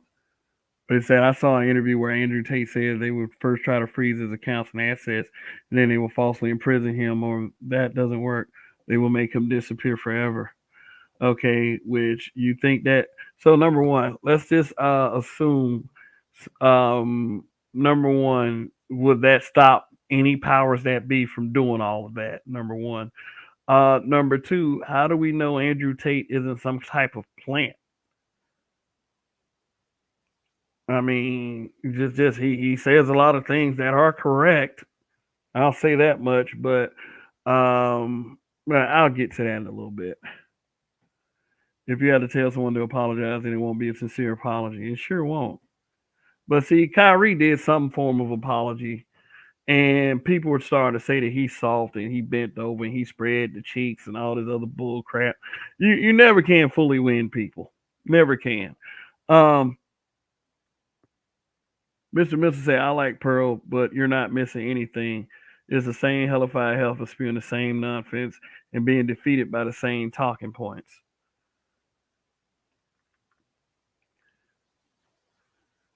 And then Hybrid says, one thing I'll give Just Pearly things credit for is the fact that she has employed all black men and a black woman, including black male content creators, and making them some money.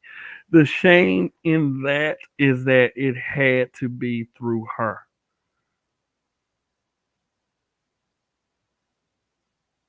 The only thing I know about her is like she had a broad. I mean, one of the things I know about her is she had a broad. I guess the broadcast with Brittney Griner and Andrew Tate.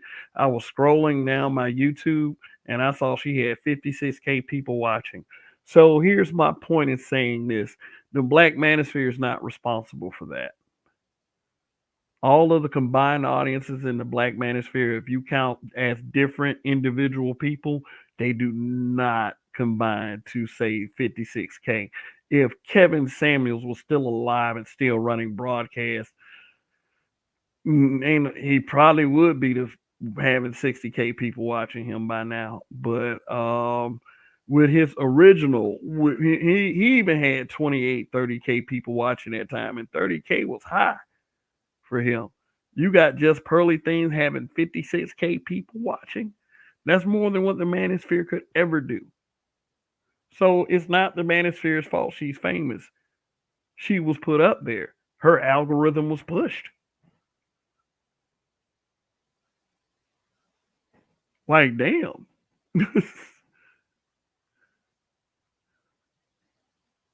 So why would people say that the Black Manosphere just because Obsidian did an interview with her? Just because she paid for a session from Kevin Samuels? Why would you say that the Black Manosphere is responsible for her success? No, that goes beyond the Black Manosphere. The only thing that we could do is support each other as black people and push someone up ourselves.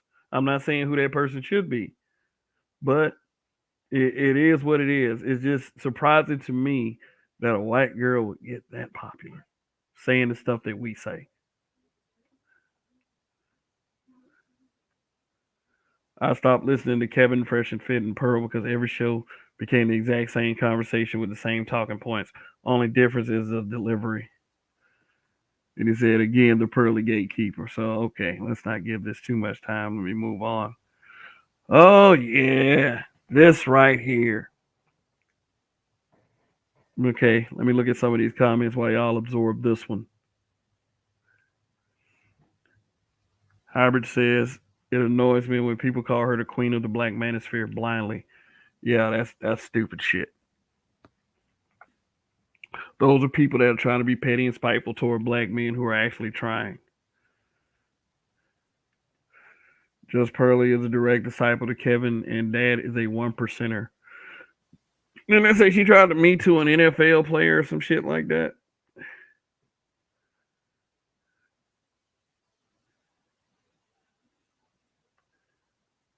Say, yeah, it would have been much better had it been one of our brothers and sisters to give the opportunities. Yeah, but anyway, let's move forward. The death of Chadwick Boseman. We know this happened a couple years ago.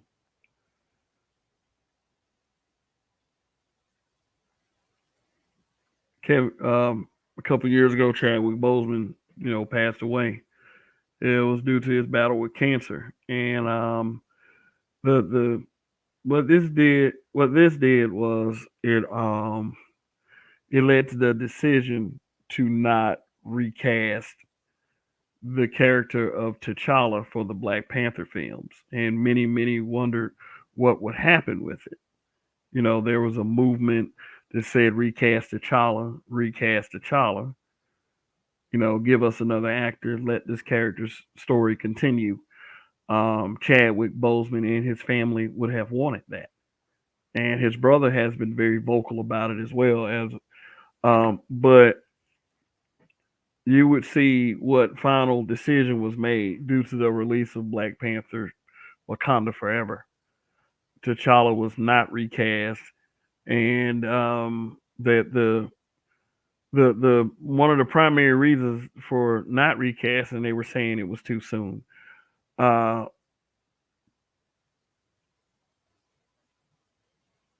my thing is, why was it too soon to recast, but not too soon to make the film? It's water under the bridge, and it added to many of the speed bumps that would be phase 4 of the Marvel Cinematic Universe. There were many issues that you should have thought about in not recasting. Number one, they do not want to show you a black man in a powerful role.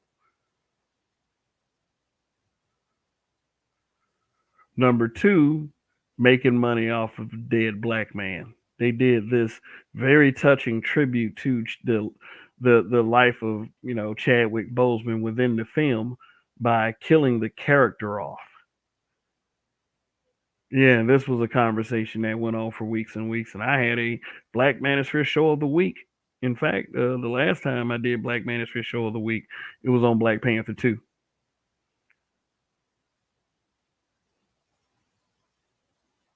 And for many who saw the film, saw it as a mistake to not recast T'Challa. Or maybe they should have waited to make this film. But whatever, it's water under the bridge right now, and it is what it is. Just that, it's just another example of, what we're dealing with here as black men. So RPM brings up a very good point. We had like 8 Supermans, 7 black men, 7 Batmans. They could have just recast it. Yeah, they could have. That character was way special. Chadwick Boseman was the best thing that happened to Black Panther.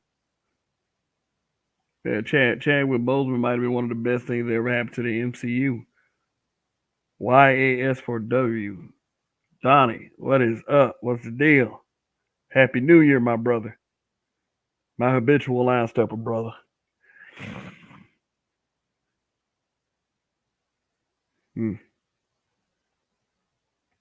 Sir Anthony said, I'm going to give Ryan Coogler the benefit of the doubt. I think he knows the right thing to do, but he has to walk a tightrope. Yeah, I even expressed this that Ryan Coogler didn't have full control of the decisions, although he is a proclaimed feminist. That this was handed down to him by Kevin Feige and Victoria Alonso, the 2 most powerful people in the Marvel Cinematic Universe, and where a lot of these dumbass decisions have been coming from. But you also have to think about Disney as well. I can't wait for this Little Mermaid to hit. That shit gonna slide. that shit gonna set the internet on fire. But yeah, I mean, I would probably blame Disney a bit more for this botched decision. I mean, see, let's also reflect on the Woman King, an inaccurate telling of history. That happened this year. So let's see. All right. Stacey Abrams loses again. Let me look at some of these comments while y'all take this in and have a couple seconds to comment.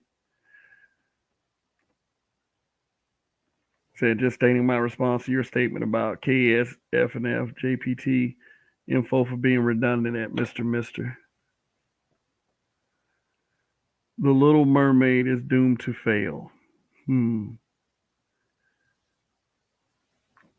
I like Wakanda Forever. It came out good despite what happened with Chadwick. However, I do want them to recast T'Challa.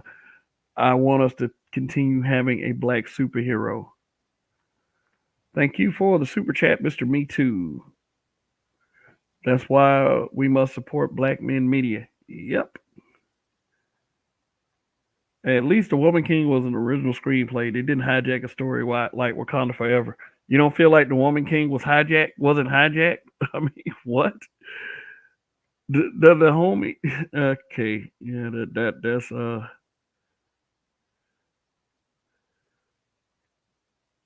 Orlando said Woman King was accurate. Hollywood will never be 100% true. Why we do this? Okay, if Hollywood will never be 100% true, why would you say the Woman King was accurate? Uh, Stacey Abrams. Okay, I'm sure you meant Stacey Abrams was like a big mucus with all those Mucinex commercials. Oh God.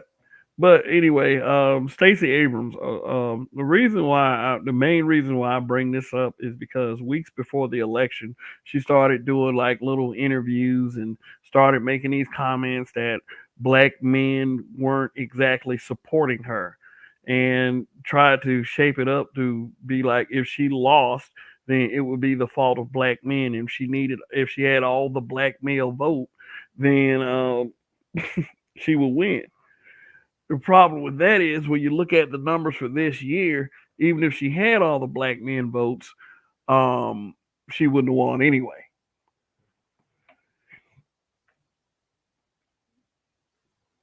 Yeah. You had this person who would eventually get fired off of MSNBC named Tiffany Cross, making and she made a very special comment. She was like, okay, all of these Tariq Nasheed and Kevin Samuels followers need to get in line with black women, like to make black men and black women oppose each other through this whole election thing. And then when Stacey Abrams lost, it was a big old social media thing about people insulting black men who stayed in the state of Georgia, calling us all kinds of names like sexist and misogynistic. There was nothing black men could do. I mean, what we're doing is we're overestimating the importance of our vote when it comes to certain elections. Let's see. Bozeman's last movie received high Oscar hopes. Good luck with that. Man, y'all sitting up here dragging Stacey Abrams. Okay. So let's just kind of go through this. Like I said, this is 2022. The thing is, Stacey Abrams lost for the second time. The second time. She used black men as an excuse. What's the excuse this time? You just can't connect with the people. The Democrats just need a stronger candidate. Maybe they get somebody a little bit more genuine and a little less feminist. Oh, okay, let's move forward. Okay, Deion Sanders. I made a comment that Deion Sanders in coaching Jackson State University and everything he did for that school and for that football program was more than black people as a whole community collectively in the United States that has done. That Deion Sanders did more for HBCUs than they did. And a lot of people had the audacity, including Dr. Umar, who need to have several seats, to say that Deion Sanders was a sellout. At least he made the effort to bring some recognition to predominantly black schools. But see, here's the thing. The so-called ruling class doesn't want the HBCUs to have that kind of prominence. And the class that's supposedly under them, us, we don't want the HBCUs to have that kind of dominance either. We're too used to our PWIs and Division Ones. But it ain't like the HBCU itself is doing a whole lot to help themselves. So I can barely blame Deion Sanders for that. People are just problematic these days. They want more than what they're willing to put out. I mean, Deion Sanders was using a lot of his own money. A lot of his own money. I mean, being an athlete has been seriously good to him.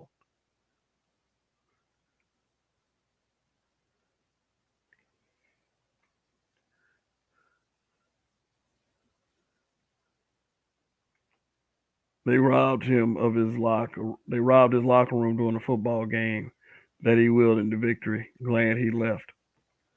Yeah, People like Deion Sanders come in once a generation, and we just when they're there, we have to do more to appreciate them. Not so much treat him like a celebrity because let's face it, he's in that world. But um, he what this situation did was expose a problem in HBCUs that I knew always existed, and there's a lot of people who got their hands in the cookie jar.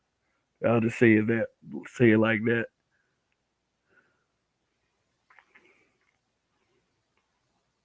He brought so much prestige and money to that university, yet they did him wrong. Yeah, yeah. So, all right, I'm about to wrap this up here in a minute. So, yay! Let's talk about this goofy shit right here. Protect all black women. Boy, I tell you the truth. The one thing about this one right here is that it was an open. It seemed as if it was an open and shut case due to the evidence, but with this one right here, and I talked about this last week, so refer to that broadcast. Is that evidence really doesn't matter? Is just believe all women, believe Megan, don't believe Tory. And I'm not saying that Tory Lanez was perfect. He was found guilty of a crime, and now he has to, he has to do the time.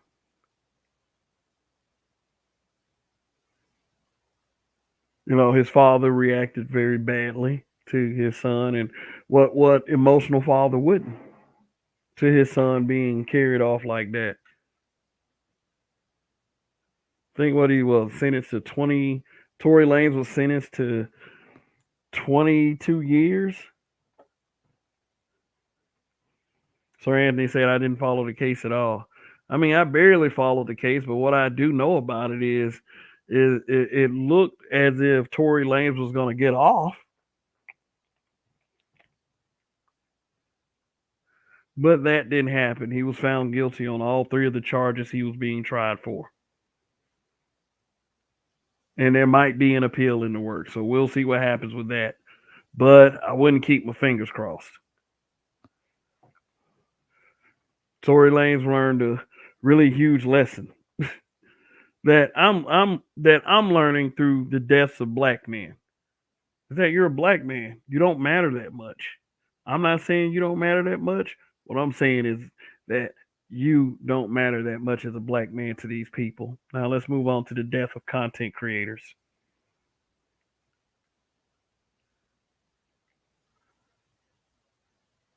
I said it before and I said it again. The reason why Kevin Samuels died is because people die. It's just a fact. And we know not the time nor the hour. And the two most recent deaths were people, you forget David Carroll. David Carroll died in 2021, didn't he? Did he die in 2022?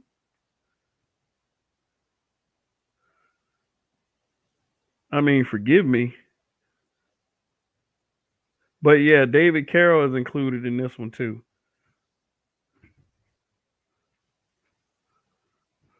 Kate, I'm stuck. Oh, okay. Thank you very much. Okay. All right. I'll be down there in a little bit. Okay. All right. Love you. All right. But David Carroll, yeah. Sorry, Anthony say David Carroll was 2021, but yeah, this is because I really was just covering the ones in 2022. But yeah, David Carroll is included in this. They like using the death of black men like to make fun of and make money and content and really just spitting on their memory. And it depended, like, even with the interactions that you had with these folks. Like, some people interacted with Kevin Samuels and didn't get a favorable experience. Some people interacted with Alan Roger Curry same way. Sinful to P, whom, like I said, I'm not fully aware of Sinful to P's misgivings. I understand that he is a sex offender, which, from what I heard, from what he died from, that had his own little um sent he definitely paid for whatever wrong actions that he did. But for these little moist content creators, and I would say their names. I think a lot of you guys know who I'm talking about, but I'm not going to bring attention to guys that I don't want any more attention being brought to, because those pieces of shit ain't worth it. But this is what I was saying with the P sitting down crew.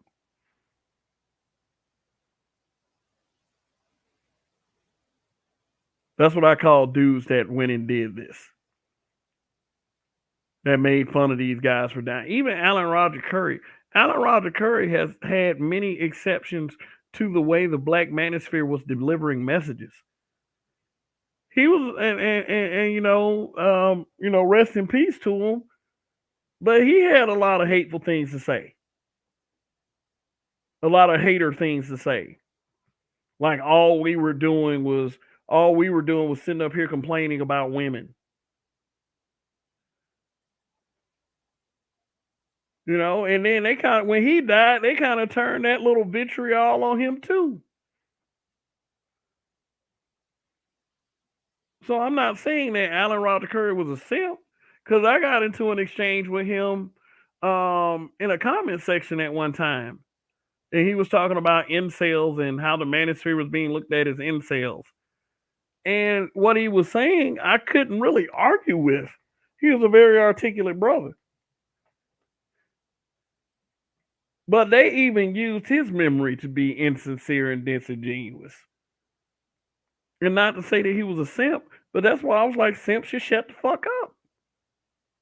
They don't like you either. It's dead black men. It's not dead black men that act like they want to stand up for black women, because when you do that, it doesn't matter any fucking way. You're a utility at the time, bro. Now, if a person makes you mad and they die, hell, there's no more you can do with that person. Shit, if you're still here and they're dead, they paid the ultimate price before you did.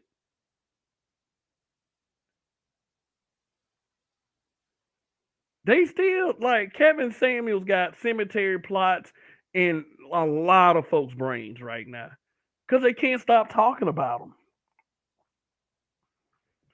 They can't do it. These people are so fucking miserable. And, it's not people that I wish to ever associate myself with. I mean, shoot. I mean, they can think what they want to think about me. They can wish death on me too if they want to. Fuck them all. Shoot.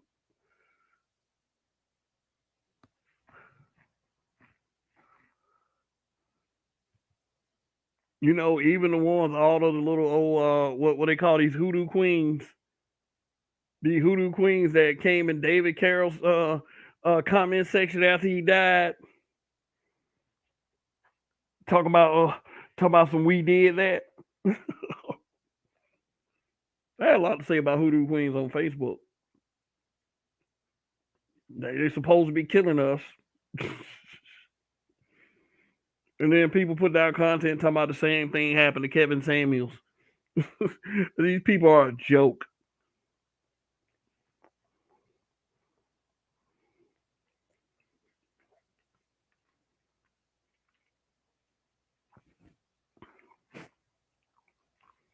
Shoot.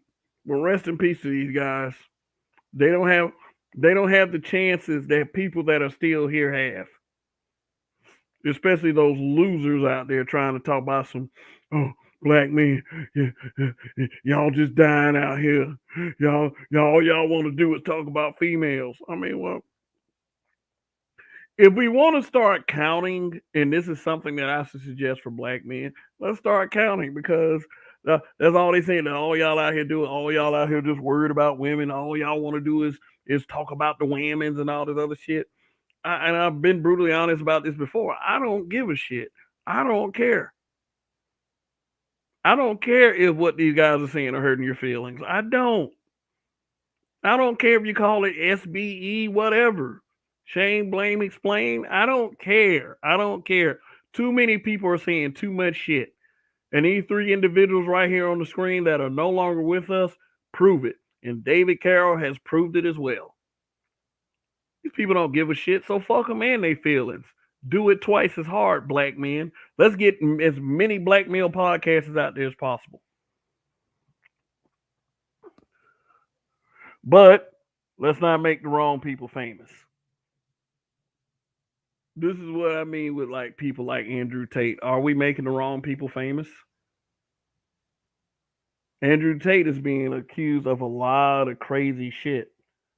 And he is trying to play this conspiracy theory card. I mean, if you had the platform and you had the opportunity, wouldn't you want to take negative emphasis off of yourself by saying something like that?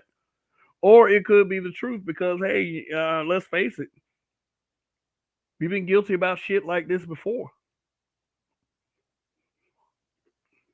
As a society, ostracizing someone because they're telling the truth. Look at what's still, like I said, look at what's still going on with Kevin Samuels.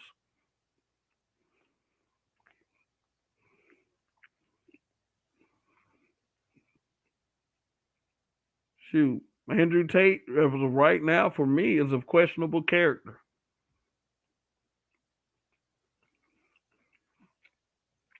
So for me, the jury is still out on him.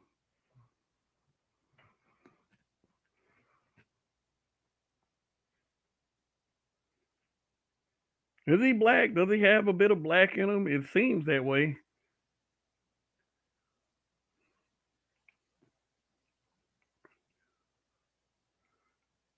But it all boils down to men, black men in particular, speaking out of turn. When I say speaking out of turn, acting like we're just going to speak like we don't need permission to speak.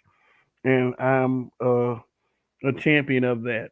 Sir Anthony says that he is African American. His dad is African American. So, yeah, he is half black, which is by a racist white person's definition in America, a nigger. So, yeah. But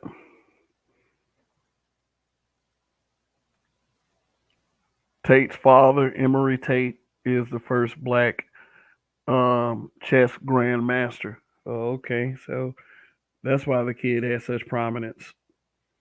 I mean, he's also someone who has built himself into success. Telling Greta Thunberg that he owned 33 cars, which was a flex. And then, Greta Thunberg responded in the most social justice way possible. And then Andrew Tate gets arrested. Which, by the way, if he does put out conspiracy stuff, people are going to believe it because of that. But could Andrew Tate be the next big thing or the next dead thing? There are people out there that's asking, like, our red pill content creators. All of a sudden, are we being targeted? I was like, hey, it's a possibility. I don't know if it's a possibility in this case.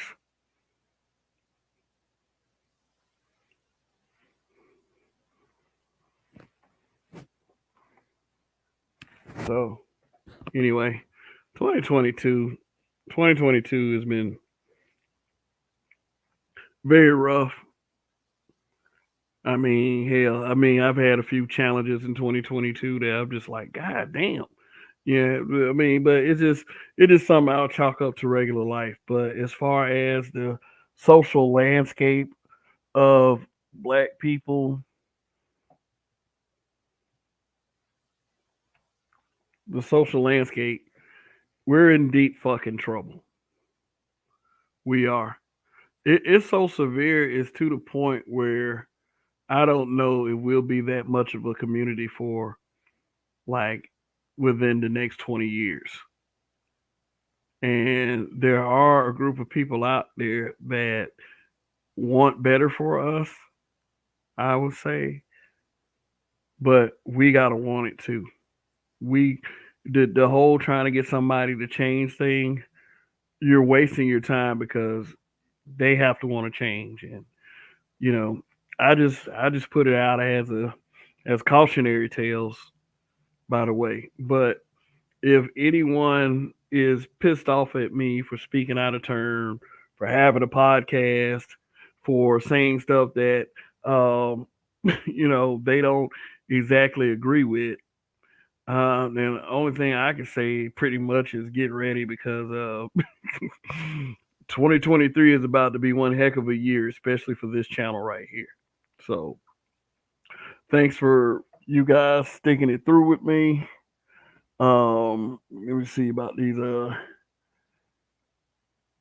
see the last of these comments. Why would anyone want to flex with Greta Thumb? She's hit her idiots. SYSBM is the answer. Mr. said, Tate said we get 3 lives. First, they try to cancel us. Then they try to jail us on bogus charges. Then they try to assassinate us. Look at our history and what's happened with every truth teller. Yeah. Yep. There's things. Shit. You look at Martin Luther King. They tried to cancel him, put him in jail. Then they assassinated him.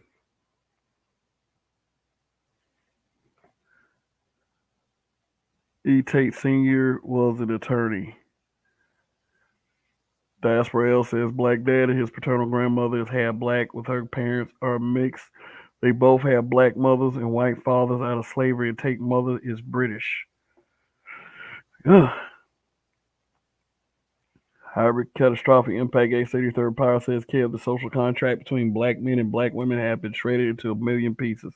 I honestly don't think it will ever be the same again. No, it probably won't. I'm just saying, get ready, man. I mean, the sad, I would say the challenging part for me is that I still have a very young daughter. At the age that I am, a lot of people that are my age have grown kids. I don't have a grown child. I have a child that's still a child. So it does concern me what she's growing up into. And a lot of that is my motivation for doing these shows. For real, for real. Because if I can't change it, I can at least call it out. And I would encourage people like Rayhan Mother Force to continue to make content. And bring as many brothers into the fold as possible. Get a real black manosphere going. And I'll leave y'all with that. 2022, not one of the best years for the black man, but we got 2023. So if you're here, you did great. And hopefully, say this for myself too, we'll all continue to be here. We lost some people in 2022, and just good luck to all of you out there. So anyway, that'll be it for now. This is Kev, and this is BMBBH. Once again, Happy New Year. And also, this has been the Black Manosphere Show of the Week as well. So if you want to step up and say, hey, I got some time at 7 o'clock Eastern, 6 o'clock Central. I got some time. I want to do a show to represent the Black Manosphere. We're not hard to find. But the Roger Report is the one that mainly deals with that. So if any content creators want to step up to the plate and do a Black Manosphere Show of the Week, then, you can do it. I would say I'm just the one that has the distinguishment of being the first one of the year. So y'all remember that. Peace out. Long live the habitual line steppers and Kev we trust. When you don't give up, you win. And I will see you guys next time. Peace.